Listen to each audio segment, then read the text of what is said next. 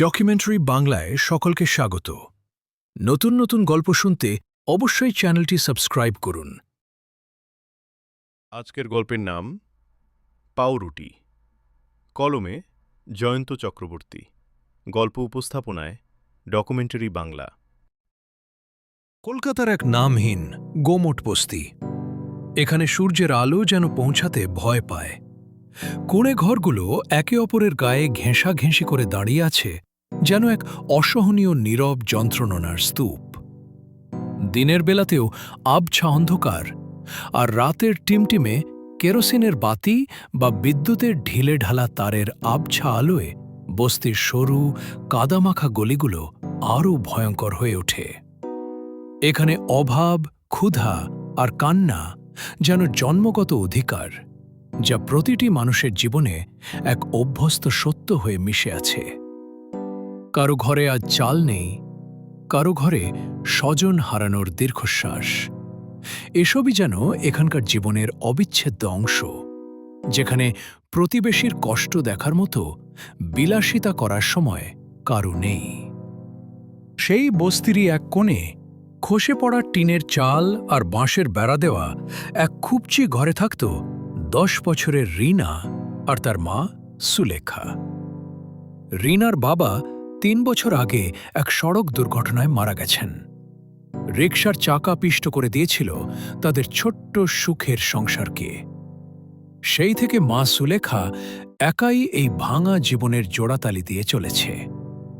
ভোর না হতেই ধুলোমাখা একখানা পুরনো শাড়ি পরে সে বেরিয়ে পড়ে শহরের ধনী পাড়ার দিকে। কটা বাড়িতে কাজ মেলে, কতটুকু মজুরি জোটে, সে হিসেব কেউ রাখে না, হয়তো মালিকেরাও জানে না। প্রায়শই তারা ঠিকমতো টাকা দেয় না, বা কাজ শেষে সামান্য কিছু ধরিয়ে দিয়ে বিদায় করে দেয়, যেন সুলেখার শ্রমের কোনো মূল্যই নেই। এই রকমই এক বর্ষার দিন। আকাশ ভেঙে অবিরাম ধারায় বৃষ্টি ঝরছে। গত 2 দিন ধরে বৃষ্টি থামার নাম নেই। বস্তির আনাচে কানাচে জল জমেছে। দুর্গন্ধময় নর্দমার জল উপচে পড়ছে গলিতে। সুলেখার কাজ বন্ধ। শহরের সাহেবরা এমন ভেজা দিনে বস্তির ঝি চাকরদের মুখ দেখতে চান না। ঘরে চাল নেই, ডাল নেই। কাল সামান্য যে শুকনো মুড়িটুকু ছিল, তাও শেষ হয়েছে গতকাল রাতেই। রীনা ছোট্ট একটা মেয়ে, কিন্তু খিদে কি জিনিস তা সে খুব ভালো করে বোঝে। একদিনের অনাহারে হয়তো শিশুমন মানিয়ে নিতে পারে, কিন্তু টানা 3 দিনের তীব্র ক্ষুধা সে আর পারছে না। মায়ের বুকের ওপর মাথা রেখে সে শুধু চুপচাপ কাঁদছে। তার কোমল মুখে কোনো শব্দ নেই, কিন্তু চোখ দিয়ে টলমল করে জল গড়িয়ে পড়ছে, যা সুলেখার বিবর্ণ শাড়ির ওপর স্পষ্ট দাগ ফেলছে। রীনা ফিসফিস করে বলেছিল, তার কণ্ঠস্বর যেন বাতাসের সাথে মিশে যাচ্ছে, মা, আর পারছি না গো, পেটটা ছুঁড়ে ফেলতে ইচ্ছে করে। সুলেখার চোখ দিয়ে তখন ঝড়ঝড় করে জল পড়ছিল। নিজের অসহায়ত্বে তার ভেতরটা পুড়ে যাচ্ছিল। নিজের অস্তিত্বকেই যেন তীব্র ঘৃণা হচ্ছিল তার। সে জানত না এই নিষ্পাপ শিশুটিকে সে আর কি সান্ত্বনা দেবে। ঠিক এমন সময় বিকেলের ম্রিয়মান আলোয় নেবু এসে বস্তির গলিতে ঢুকল। বছর 23-এর নেবু এই বস্তিরই ছেলে। বাবা নেই, মা অসুস্থ। দিনমজুরের কাজ করে কোনো মতে সংসার চালায়। জীবনটা তার বড্ড সাধারণ, কিন্তু মনটা তার মাটি আর মানুষের মতো নরম। রীনার সঙ্গে তার ছিল এক নিবিড় বন্ধুত্ব, একরকম ভাই বোনের মতোই। নেবু যখনই সামান্য কিছু খেতে পেতে নিজের ভাগের অর্ধেক মিষ্টিটুকুও রীনাকে দিত। কোনোদিন পথের ধারে পড়ে থাকা টক মিষ্টি আম কুড়িয়ে এনে দিত।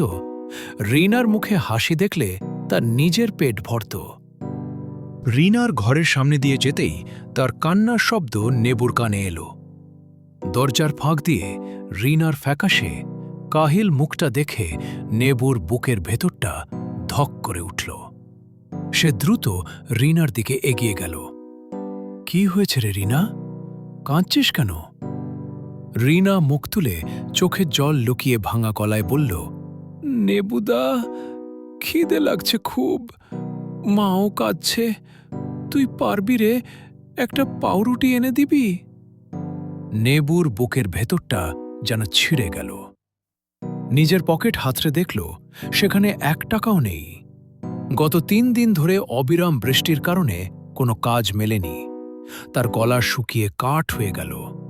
এই নিষ্পাপ চোখের সামনে নিজের অক্ষমতা যেন হিমালয়ের মতো দাঁড়িয়ে পড়ল।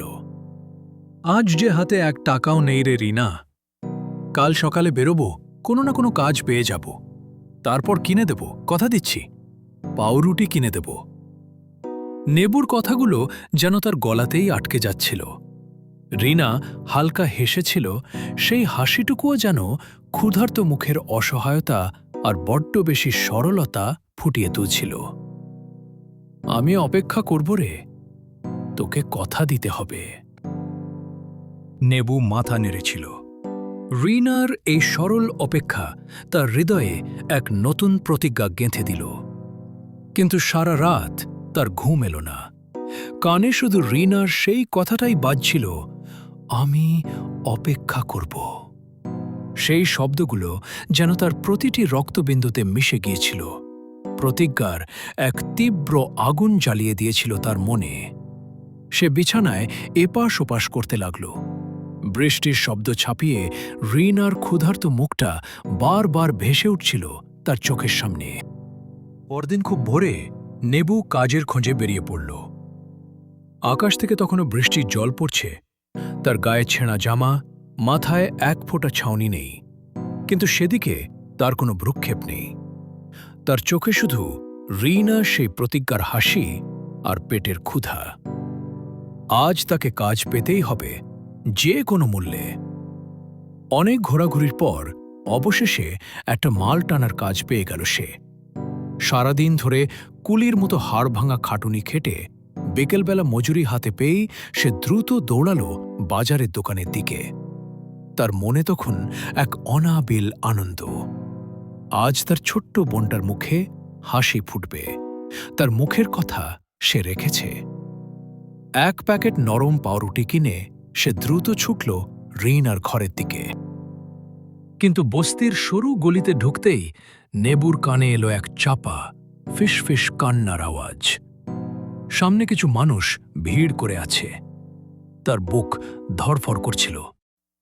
একটা অজানা আশঙ্কায় তার হাত পা ঠান্ডা হয়ে গেল। কিছুটা এগিয়ে গিয়ে দেখল রিনার ঘরের সামনে মাটিতে বসে ফুঁপিয়ে ফুঁপিয়ে কাঁদছে সুলেখা।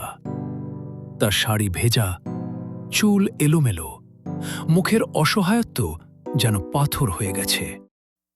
আশেপাশের কিছু প্রতিবেশী দাঁড়িয়ে আছে, কেউ কিছু বলছে না, যেন তারা সবাই একই ছবির পুনরাবৃত্তি দেখতে অভ্যস্ত।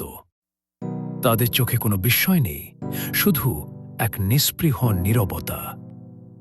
নেবু তড়িঘড়ি ভিড় ঠেলে এগিয়ে গেল। হাতের পাউরুটির প্যাকেটটা শক্ত করে চেপে ধরল। তার কণ্ঠস্বর কাঁপছিল। কি হয়েছে? রিনা কোথায়? ও ভালো আছে তো? সুলেখা মুখ তুলে দেখল নেবুকে। তার চোখ দিয়ে তখন জলের ধারা নয়, যেন একরাশ রক্ত ঝরছিল।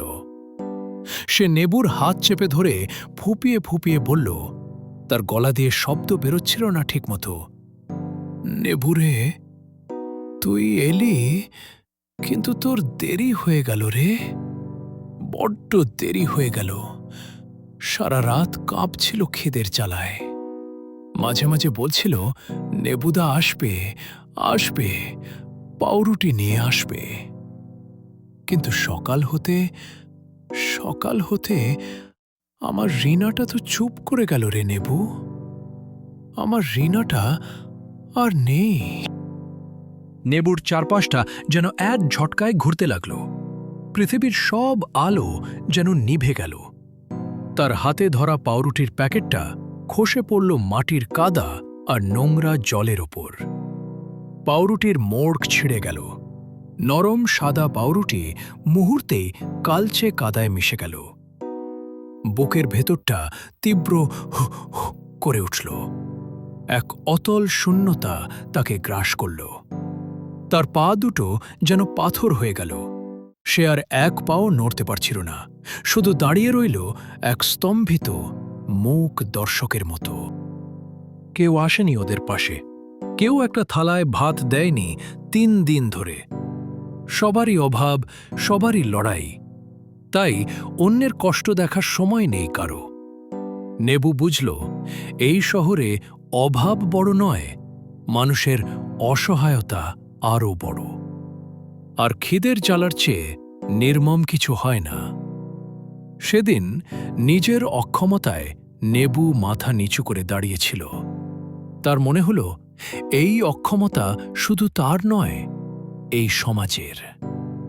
যে সমাজ এতটুকু খাবার পৌঁছে দিতে পারে না একটি ক্ষুধার্ত শিশুর কাছে, সেই সমাজকে সে আর কি বলবে?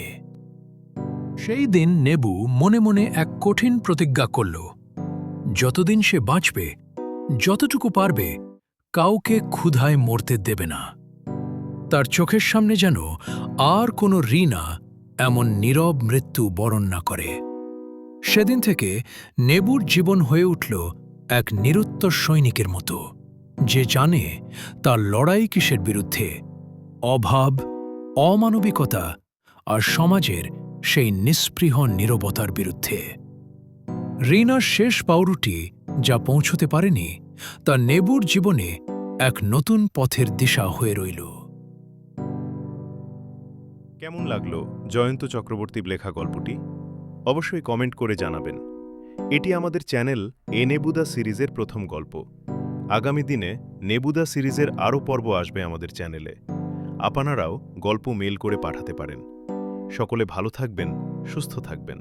ধন্যবাদ।